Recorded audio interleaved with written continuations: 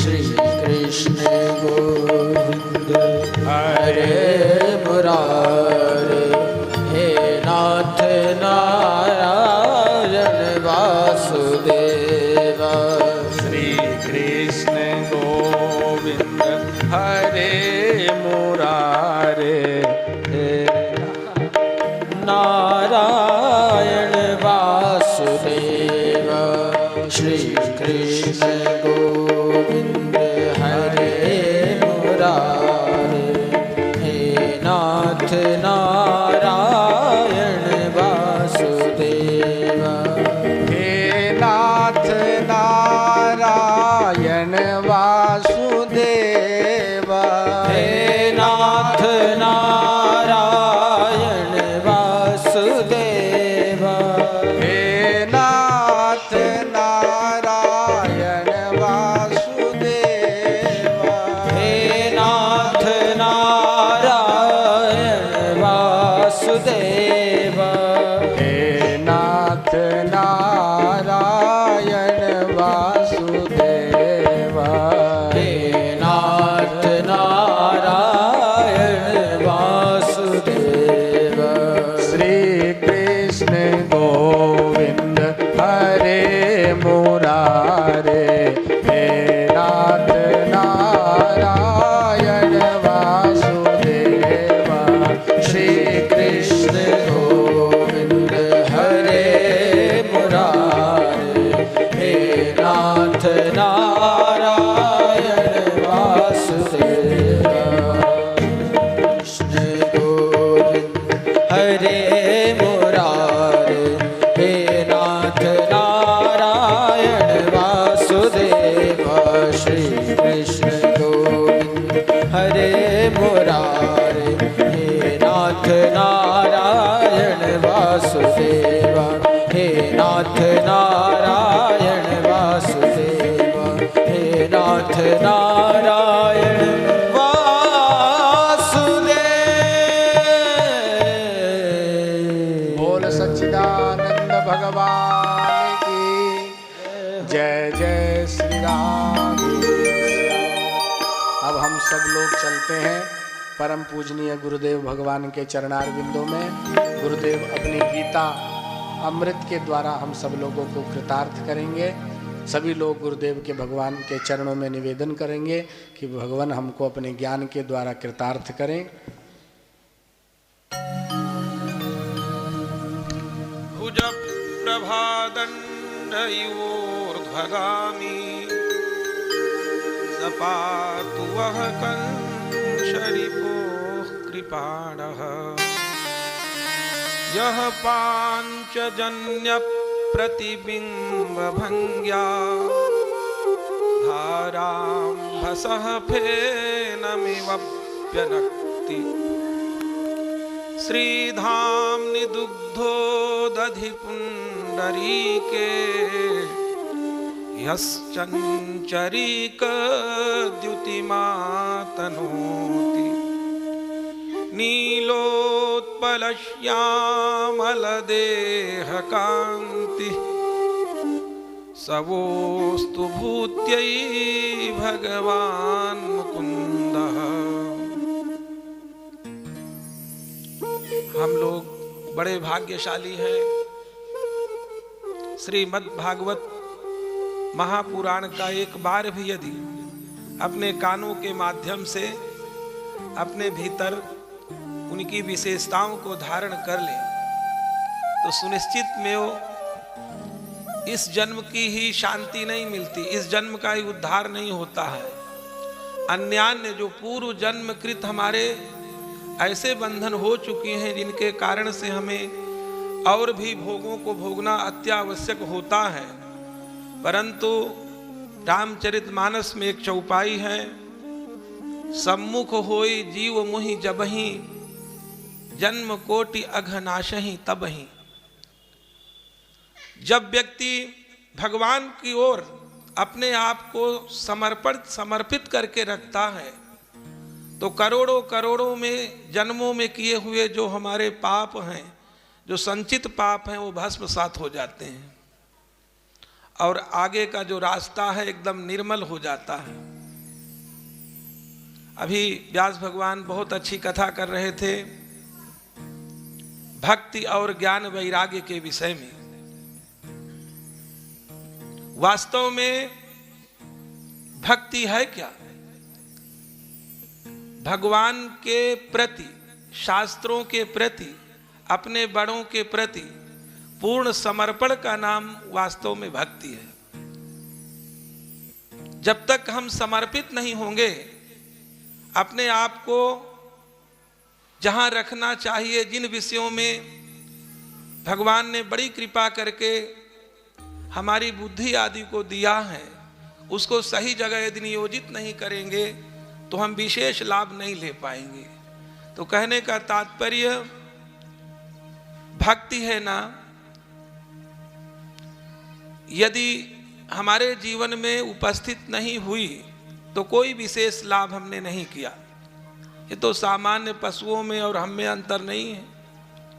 नीति का श्लोक है, आहार निद्रा भय मैथुनंच सामान्य में तत् पशुभिर्नराणाम धर्मो ही तेषाम् अधिको विशिष्टो धर्मेण हीनाः पशुभिः समानाः। आहार, निद्रा, भूख, प्यास ये सब पशुओं को लगती है, हमको भी लगती है। हमने वैसे कार्य किए बच्चे आदि पैदा करके तो वो भी करते हैं, विशेष अंतर उनमें और हम में नहीं है। परंतु भगवान पे यदि हमने अपने आप को समर्पित कर दिया, ईश्वर के द्वारा जिन पर विशेष कृपा की गई है, ऐसे शास्त्रों को बनाने वाले लोगों के पर विश्वास पैदा कर लिया तो हमने अपने जीवन को कृतार्थ कर लिया। हमें जीवन को सफल बनाने की आवश्यकता नहीं है। जीवन हमारा सार्थक हो, अर्थात एक एक क्षण हमारा अर्थवान हो।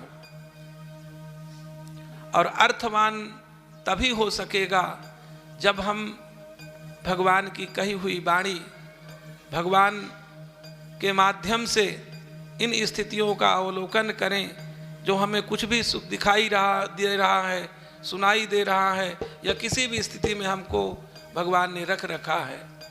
उन सभी विषयों पर यदि हम समर्पित होकर के अपने को स्थापित करेंगे तो सुनिश्चित में वो भगवान की भक्ति मानी जाएगी। और भक्ति ही केवल हो गई, परंतु ज्ञान और वैराग्य की ओर खोज नहीं हुई तो ध्यान रखिए वो भक्ति निपुति हो जाती है। भक्ति के लिए निपुति ना बने, इसलिए हमें ज्ञान और वैराग्य के प्रति भी सचेष्ट रहना चाहिए। अर्थात जैसे भागवत कथा आदि चल रही हैं, इन पर अपने आप को लगा करके चिंतन मनन आदि करते हुए अपने मार्ग को प्रशस्त करना चाहिए। बहुत लोग ज्ञान और वैराग्य से अपने आप को बड़ा परिपूर्ण समझते हैं, परंतु भक्ति शून्य होती है। तो ध्यान रखिए, ज्ञान और वैराग्य को भी हमने बहुत अधिक विषय में धारण कर लिया, परंतु भक्ति से शून्य हैं, तो ध्यान यही रखना है हम अनाथ हैं। तो अनाथत्व से बचना है और निपुतपना से बचना है, तो भक्ति और वैराग, ज्ञान वैराग का संयोग होना अत्यावश्यक है। भगवत कृपा से गीता जी के 6ठे अध्याय का 40वां श्लोक है, पार्थ नैवेह नामुत्र विना सस्तस्य विद्यते नहीं कल्याण कृत कश्चित दुर्गतिम तात गच्छति। भगवान ने कहा, देखो पार्थ नैवेह नामुत्र, हे अर्जुन, ना तो यहां ना ही कहीं अन्यत्र ऐसा विषय नहीं देखा गया है कि जो भी व्यक्ति, यदि व्यक्ति अपना कल्याण चाहे तो उसका कल्याण ना हुआ हो, परंतु पानी पीना भी चाहते हैं और पी भी नहीं रहे हैं, तो दोनों कार्य तो संभव नहीं है। संभव तभी है जब हम अपने आप को उन विषयों में लगाएं तो धीरे धीरे क्या होगा, नहीं कल्याण कृत कश्चित दुर्गतिम तात गच्छति, वह व्यक्ति कभी भी दुर्गति को प्राप्त नहीं होता है। यह उसकी विशेषता है। ध्यान देने का विषय यह है, गीता जी में यद्यपि इतना भंडार भरा हुआ है, उस भंडार में से कोई 2-4 बिंदु भी हम अपने जीवन में यदि उतार लें तो निश्चिंत हो जाएं, हमारा कल्याण अवश्य होगा। मानव जीवन लेने के उपरांत यदि कल्याण भी नहीं कर सके तो फिर किया क्या। इस शरीर को सामान्य न समझें। आपने कल्प वृक्ष का नाम सुना होगा। एक कल्प वृक्ष होता है जो देवलोक में रहता है और उसकी विशेषता है, जो भी आपकी कल्पना में विषय आया वो उसकी पूर्ति करने में सामर्थ्यवान होता है। परंतु ध्यान दे करके देखा जाए तो जो मानव का शरीर है, भगवान इसके साथ कल्प वृक्ष बना करके भेजते हैं। यदि आपने अपने जीवन में वैसा सामर्थ्य उपस्थित कर लिया जिस सामर्थ्य से, यानी परमात्मा को भी प्राप्त करने का सामर्थ्य बताई शरीर में है, मार्ग तो वही अपनाना पड़ेगा जैसे वो मिले।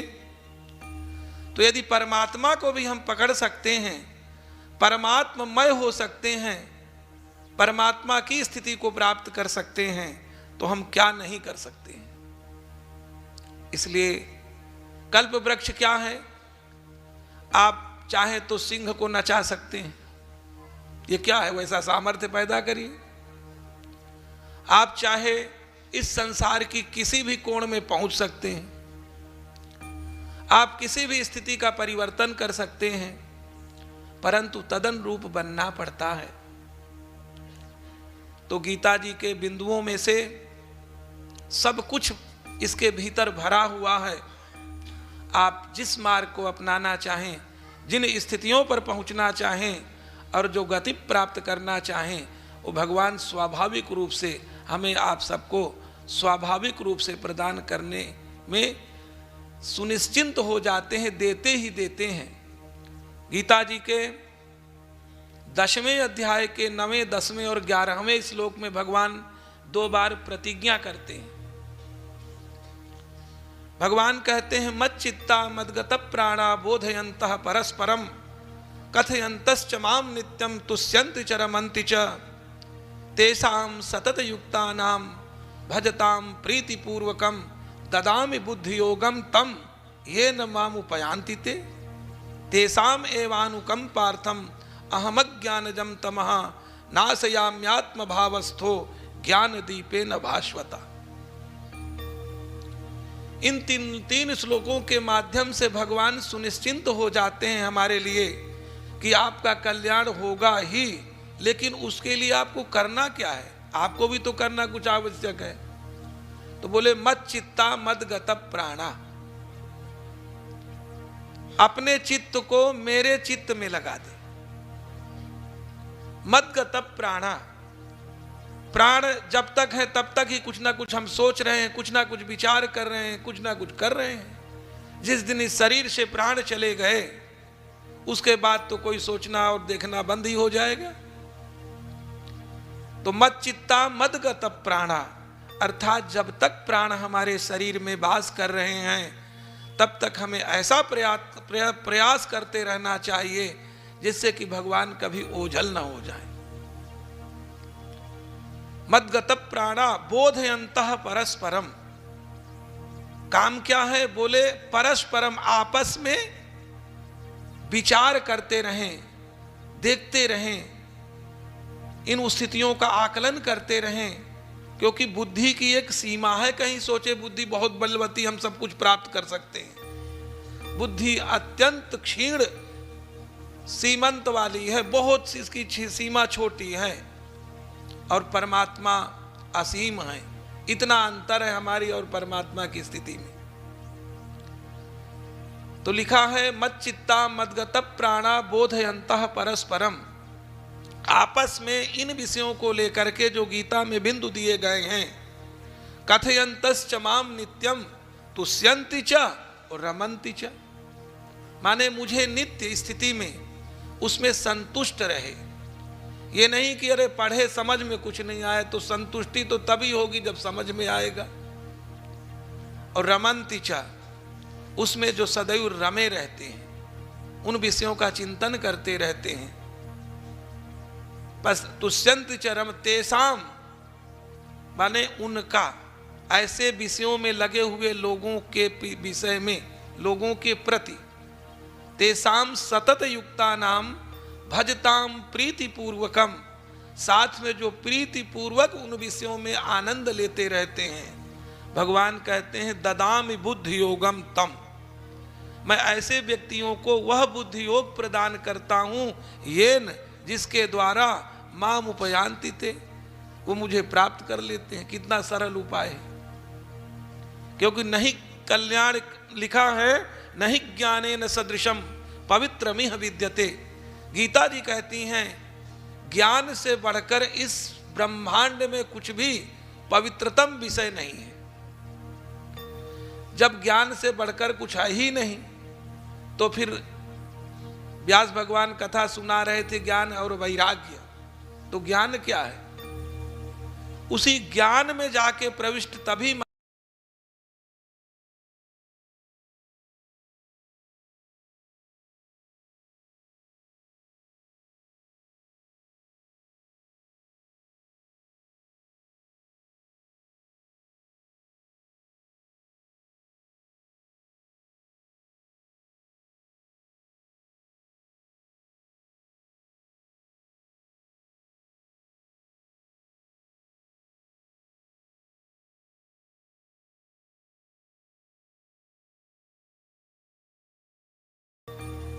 और ध्यान रखिए, ज्ञान का जो लाभ है वो यही है कि भगवान के सिवा कोई तत्व पर आपका मन न चला जाए। पता नहीं किन कारणों से, कौन सी स्थिति से कौन सा विषय उपस्थित कर दिए हैं, ये वो जाने।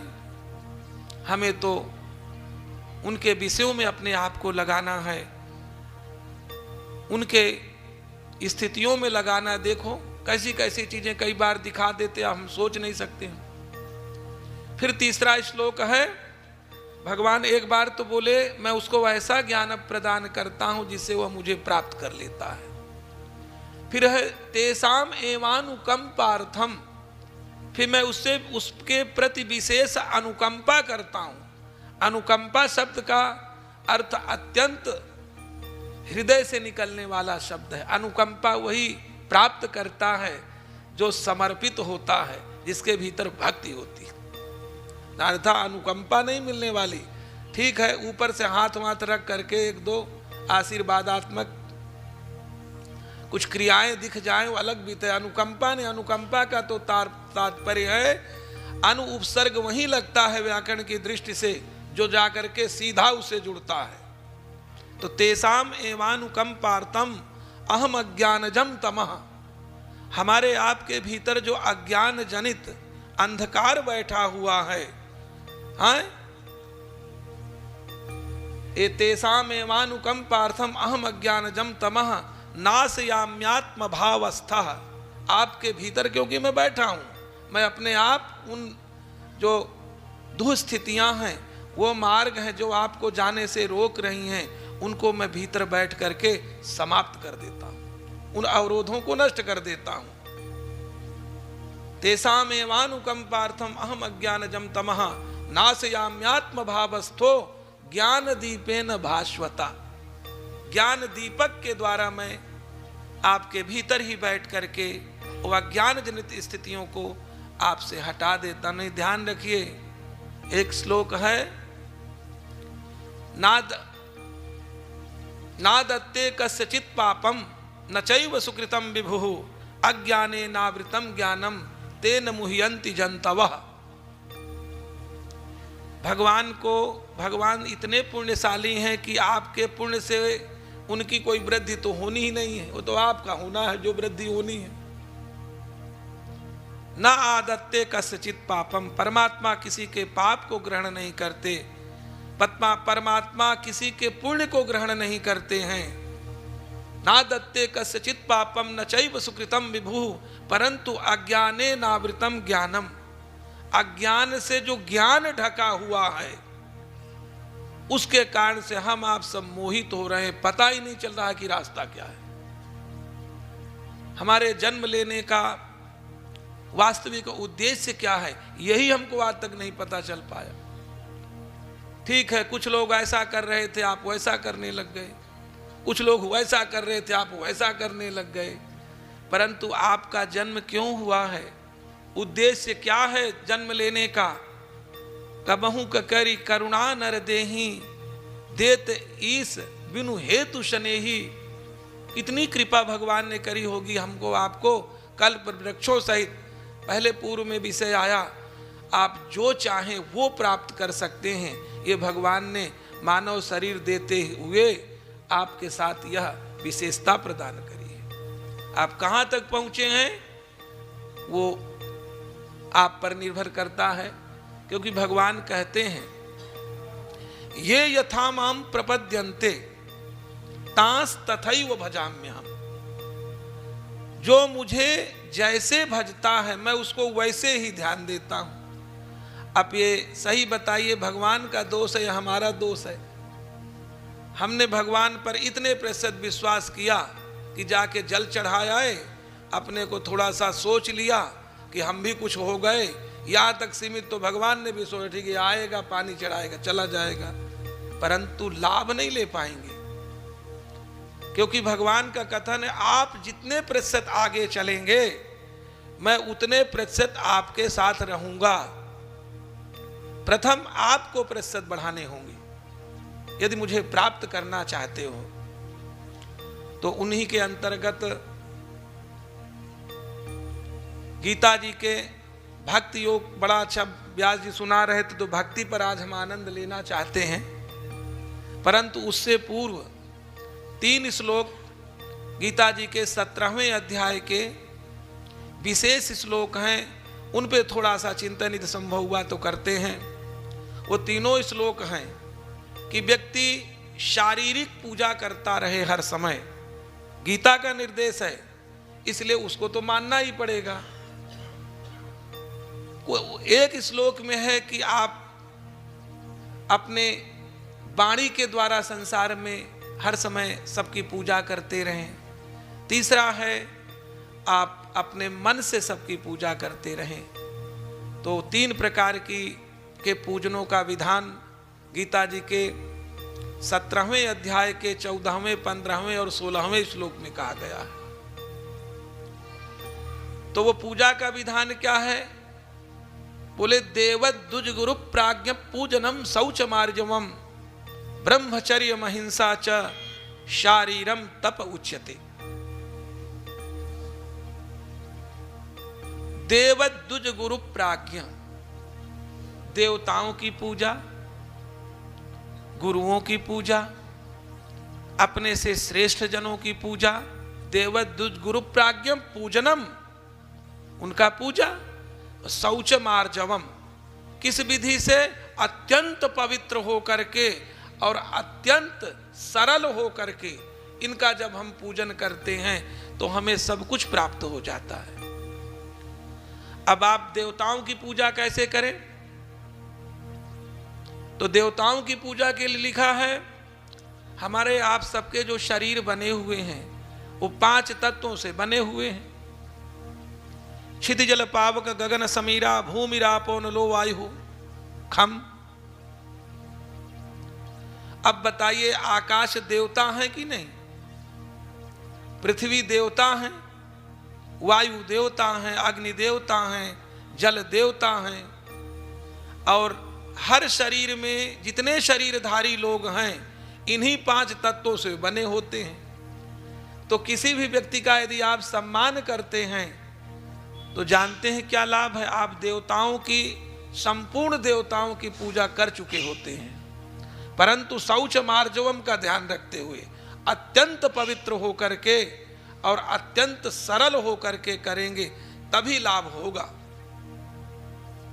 व्यवहारिक दृष्टि से नहीं कि किसके पैर छूने हैं किसके नहीं छूने हैं, यही विधि लोगों को नहीं पता है। किनके पैर छूने चाहिए किनके पैर नहीं छूने चाहिए पता चला, चाहे जिसके पैर छू इस रहे हैं कि नहीं जी ये हैं ऐसे हैं, वो अलग विधान है, उसका कभी संभव हुआ तो विषय भी चलेगा। तो देवताओं की पूजन का सामान्य ढंग से यदि आप लाभ लेना चाहते हैं तो अत्यंत पवित्र अंतःकरण हो करके कभी किसी का अपमान न करें। यह देव पूजा हो गई। द्विज, देवद्विज और द्विजों की पूजा, जहां वेद आदि की सुरक्षा करने वाले लोग हैं, जो भगवान के स्वरूप को हर समय निहारने वाले लोग हैं, भगवान के विषयों में अपने आप को रखने वाले लोग हैं, ध्यान रखिए, यदि उनका आपने सहयोग दे दिया अपने जीवन में तो आपने द्विजों की पूजा कर ली। देवद्विज गुरु प्राज्ञ, तीसरा गुरु। गुरु उन्हें ही कहते हैं जिनसे कुछ ना कुछ सीखा जाए।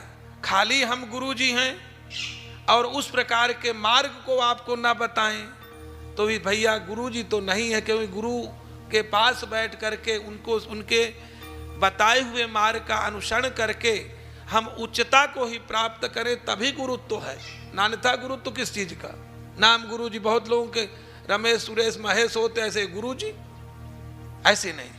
यदि आप गुरु बने हैं तो आपको पता होना चाहिए कि गुरुत्व क्या होता है। आपके वाणी से, आपके व्यवहार से, आपके किसी भी स्थिति से यदि किसी का की वृद्धि नहीं हो पा रही है तो गुरुत्व में थोड़ा सा सोचना चाहिए। परंतु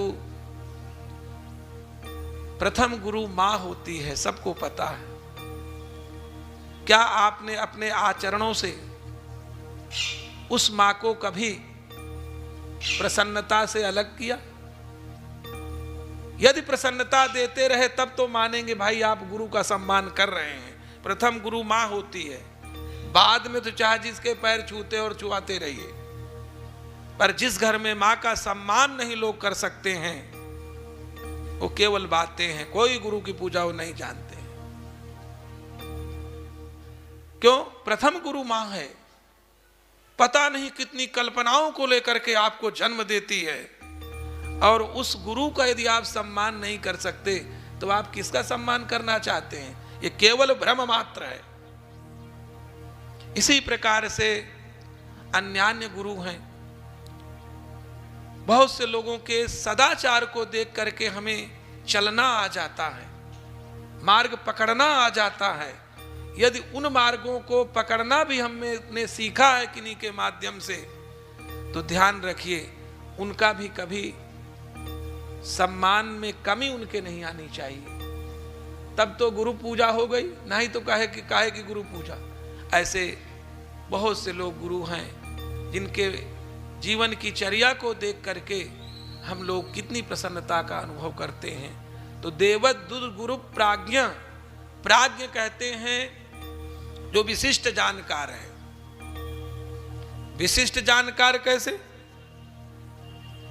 आप चलिए 2-4 वेद मंत्र पढ़ लेते हैं, आप चलिए कोई न कोई ऐसा कार्य कर लेते हैं, आप कोई न कोई विशेषता आपने अंदर लाते हैं, तो हमारे शरीर में जो पहने हुए वस्त्र हैं उनमें उनका यदि हम सम्मान कर जाएं तो कभी एक दूसरे से विरोध कभी जीवन में नहीं होगा और गीता का लाभ ले बैठेंगे।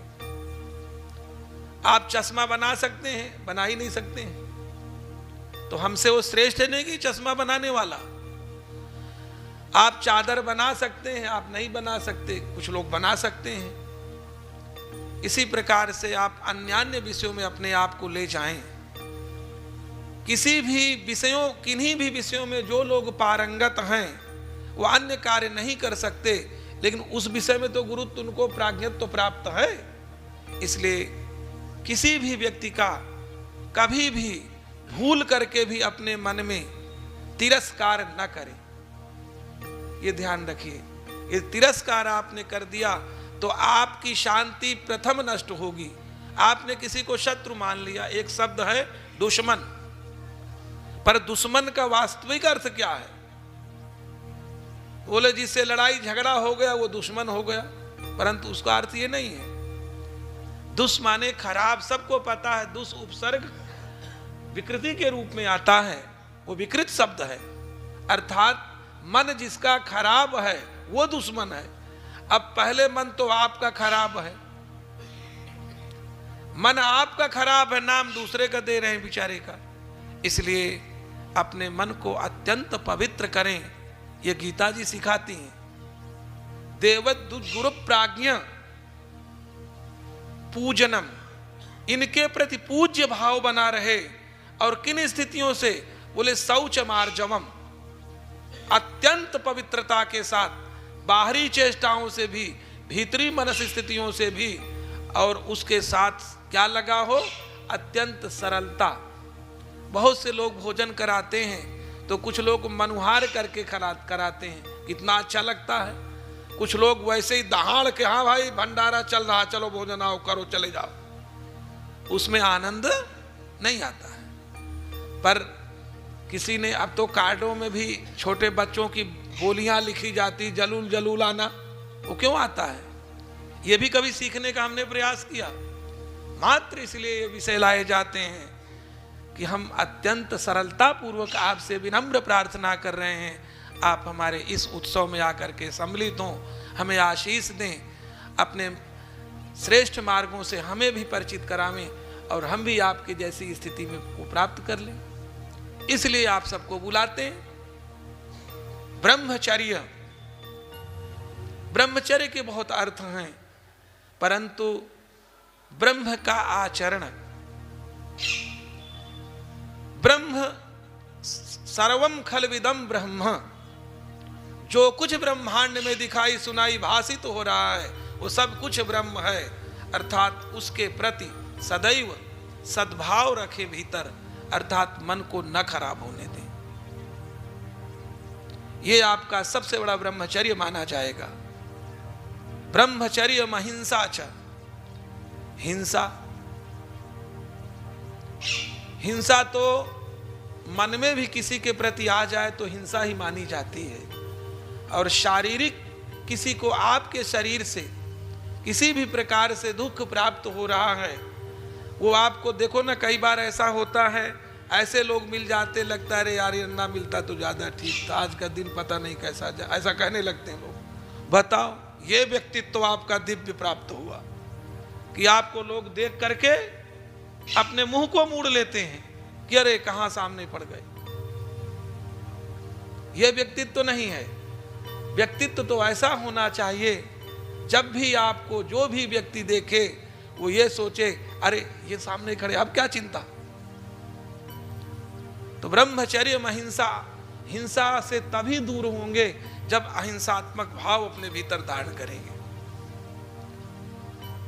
शारीरम तप उच्यते, ये सामान्य शरीर के तप हैं। इतना तो शरीर भी आप लिए घूम रहे हैं और शरीर का माध्यम उपयोग भी नहीं कर पा रहे हैं, तो ध्यान रखिए आप शारीरिक तप में नहीं लगे हुए हैं और शरीर को निरर्थक मत जाने दीजिए।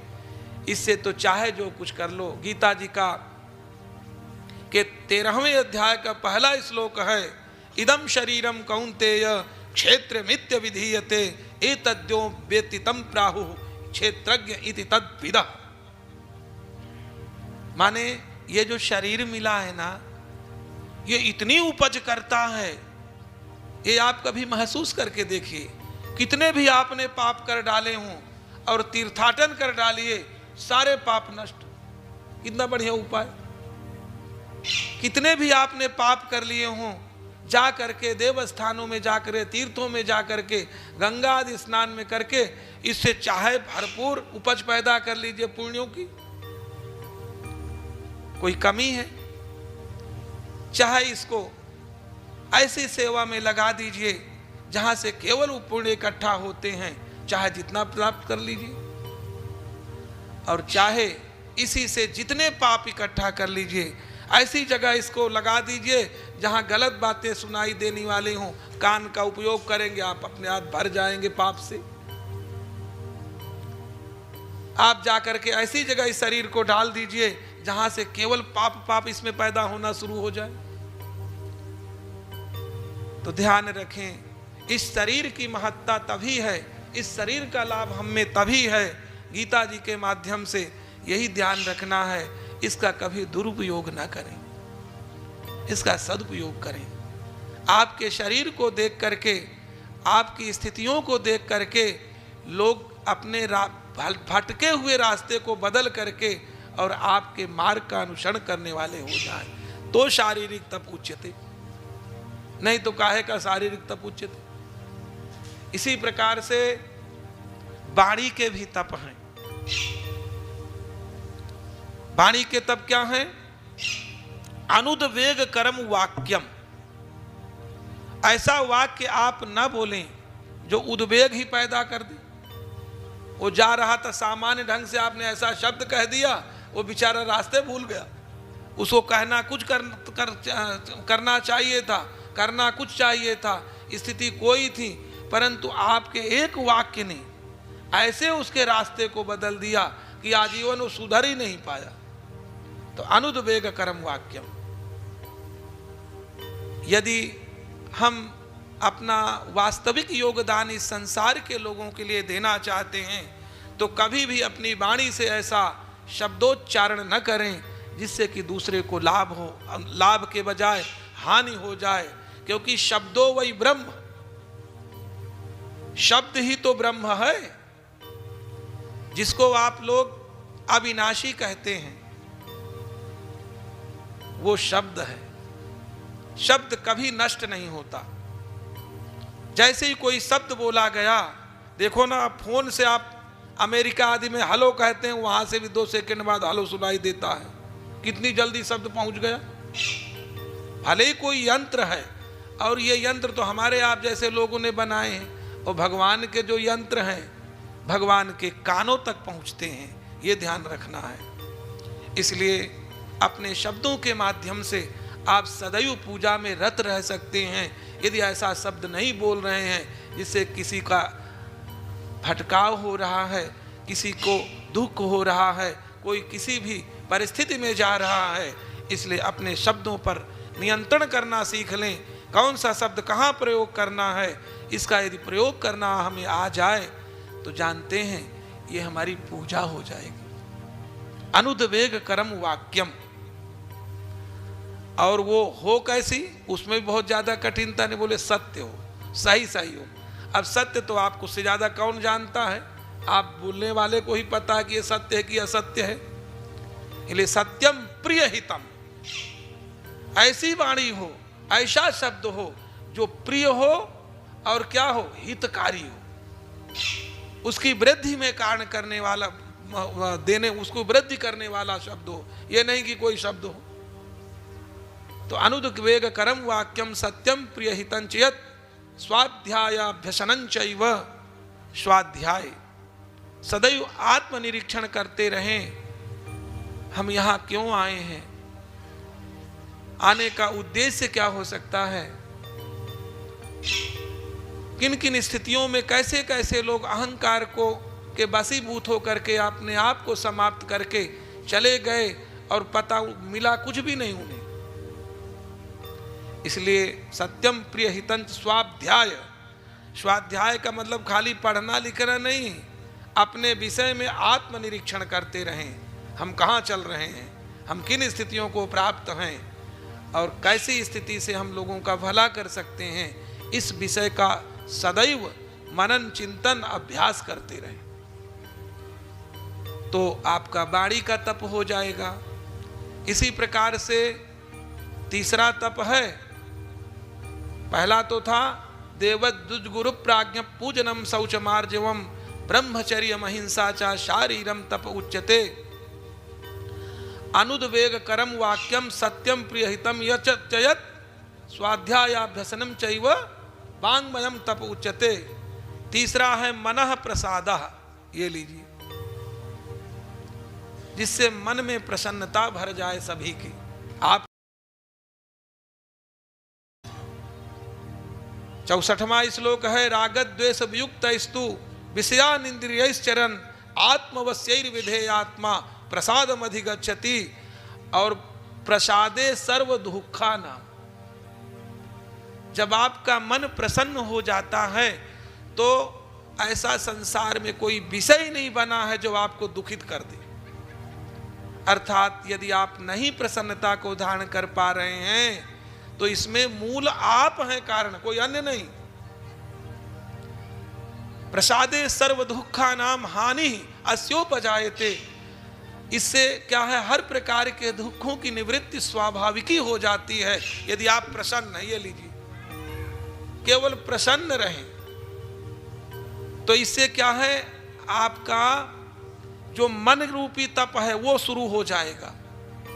प्रसादे सर्व दुखा नाम हानिरस्योपजायते, और प्रसन्न चेतसो ही आशु, प्रसन्न चित्त होते ही आशु माने शीघ्र ही बुद्धि पर्यवतिष्ठते, चारों तरफ से बुद्धि अपने आप वहीं जाके लग जाती है जहां उसे लगना चाहिए। ये लाभ है प्रसाद का। तो मनः प्रसादा, मन की प्रसन्नता सदैव हमारे भीतर व्याप्त रहे, इसके लिए हमें मन रूपी तप भी आरंभ करना चाहिए। मनः प्रसादः सौम्यत्वम, और उसका लाभ क्या होगा, आप सौम्यत्व को प्राप्त हो जाएंगे। सौम्यत्व तभी आता है जब आप सहजता को प्राप्त होते हैं,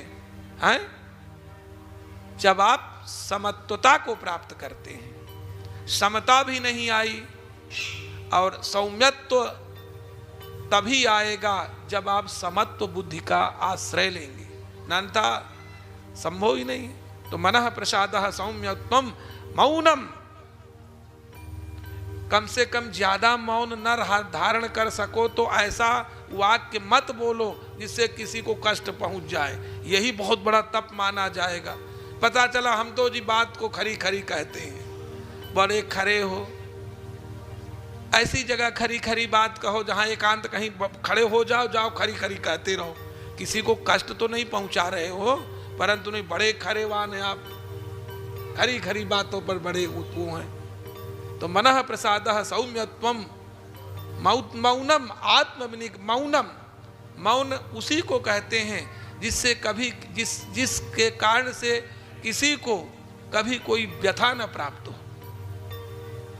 एक बार व्यास जी हमारे साथ देहरादून जा रहे थे तो एक बात चल गई, तो हमने इन पे चर्चा में हम लोगों ने किया कि देखिए, यदि अपने भीतरी गवाहों को आप वास्तव में सदैव मजबूत बना करके रखना चाहते हैं तो कभी किसी के दोषों को देखना छोड़ दीजिए, यही एक मार्ग है।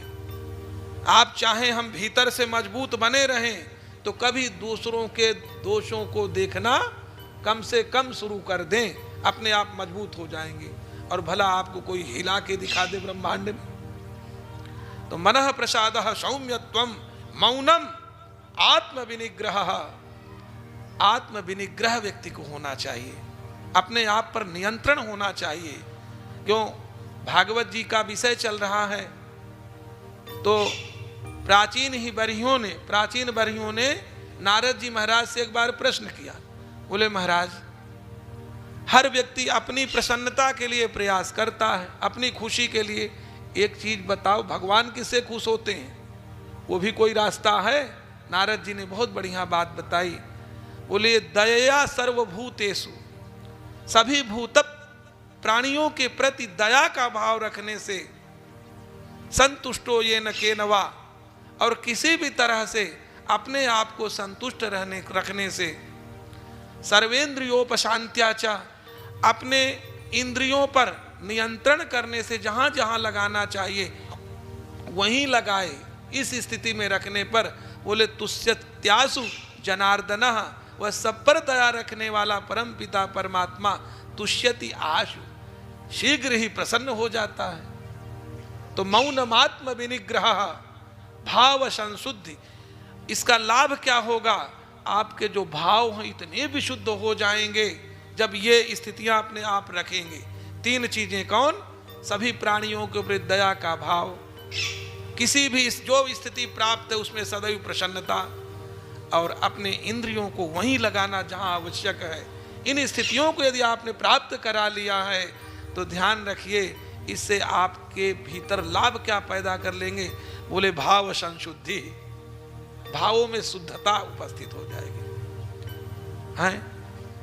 अब आपने यदि शारीरिक कार्यों से किसी को आप कष्ट दे दिया तो हो सकता है कि वो आपसे ज्यादा बली हो, वो आपको दंड दे करके उसको कम कर दे। आपने किसी को गलत वाक्य कह दिया और आपसे वो बली हो तो वो भी आपको उससे बड़े वाक्य कह करके और उसका भी समाधान कर दिया। परंतु आप भीतर सोच रहे हैं किसी के प्रति गलत भावना, ये तो उसको बेचारे को नहीं पता है। तो जानते हैं ऐसी जबरदस्त गांठ है कि फिर कभी नहीं छूटती है। इसलिए ध्यान यही रखना है कि भगवत कृपा से अभी गीता जी पर तो भीतर कल से आनंद और लेंगे। गीता के श्लोकों पर आनंद चल रहा था, पर क्या करें, व्यास भगवान इतनी बढ़िया ज्ञान वैराग्य भक्ति वाली बात कह के हमको वहीं रोक दिया, इसलिए आगे नहीं जा पाए। अभी कल हम लोग भक्ति योग पर विशेष चर्चा करेंगे। हमारी जीवन शैली कैसी होनी चाहिए, हमें वास्तव में इस संसार में आकर के किस मार्ग का अनुसरण करना चाहिए, वास्तव में किस कार्य के करने से उस परम पिता परमात्मा जो सभी के हृदय में बैठा हुआ है वही अच्छा या बुरा महसूस कर रहा है, उन स्थितियों पे जाने के लिए, अपने आप को स्थापित करने के लिए अन्यान्य उपाय कल भगवान जैसी कृपा करेंगे, पुनः आनंद लेंगे। हर हर महादेव। बोल गुरुदेव भगवान की जय। जय जय श्री राधे श्याम। एक बार पुनः गुनगुनाएंगे ये जो आनंद चल रहा है कथा का, गीता ज्ञान सरिता का आनंद बह रहा है। एक बार पुनः आनंद स्रोत बह रहा, आनंद स्रोत बह रहा, पर तू उदास है। आनंद स्रोत बह रहा, पर तू उदास है। अचरज है जल में रह के भी, अचरज है जल में रह के भी, मछली को प्यास है। आनंद स्रोत बह रहा, पर तू उदास है। आनंद स्रोत बह रहा।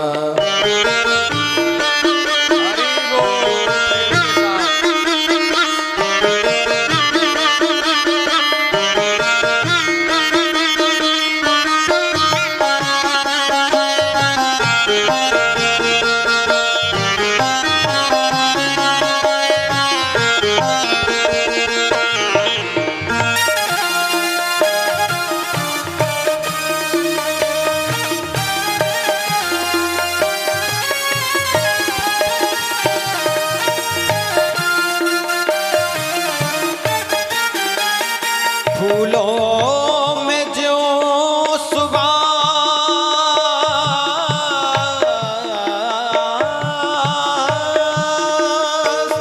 फूलों में जो सुबास, ईख में मिठास है। ईख में मिठास है। फूलों में जो सुबास, ईख में मिठास है। भगवान का क्यों विश्व के, भगवान का क्यों विश्व के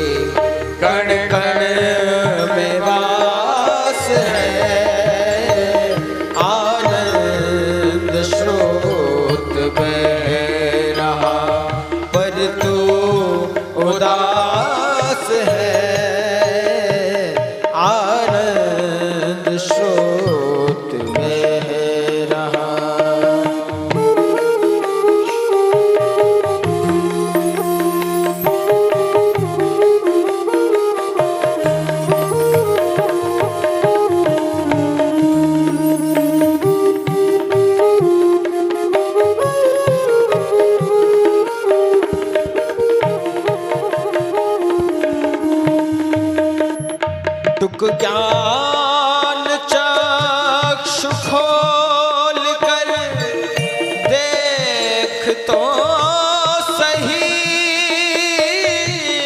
देख तो सही। टुक ज्ञान चक्षु खोल कर देख तो सही, जिसको तू ढूंढता सदा, जिसको तू ढूंढता सदा, वो तेरे पास है। आनंद स्रोत बह रहा पर तू उदास है। अचरज है जल में रह के भी, अचरज है जल में रह के भी, मछली को प्यास है। आनंद स्रोत बह रहा, आनंद स्रोत बह रहा, आनंद स्रोत बह रहा। बोल सच्चिदानंद भगवान की जय। जय श्री राधे श्याम।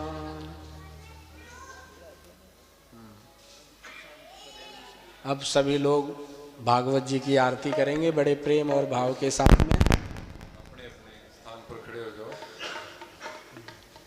ओम ज्वालामालिने नमः, रत्नेश्वर्यै नमो नमः।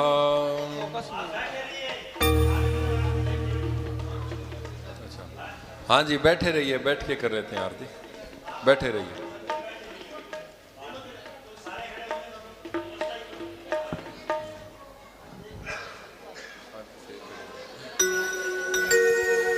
ओम कर्पूरगौरम करुणावतारम संसार सारं भुजगेन्द्रहारं सदा वसन्तं हृदयारविन्दे